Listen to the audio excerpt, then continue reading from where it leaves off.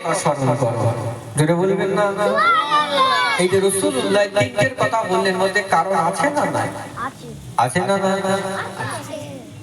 আল্লাহ নবী সাহাবারা বলেন, ইয়া রাসূলুল্লাহ, ইয়া হাবিবাল্লাহ, হুজুর কোরআন তেলাওয়াত করলে কি হবে?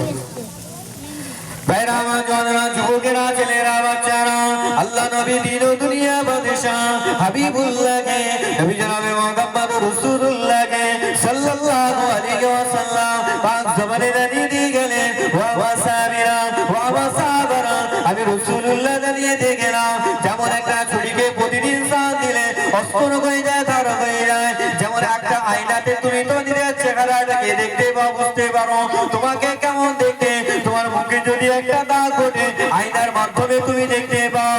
ও আমার সাহাবারা, ও আমার সাহাবীরা, আমি রাসূলুল্লাহ জানিয়ে দিলাম, কোরআন তেলাওয়াত করলে তোমাদের অন্তরটা আয়নার মতো পরিষ্কার হয়ে যাবে। আরো জোরে বলো সুবহানাল্লাহ।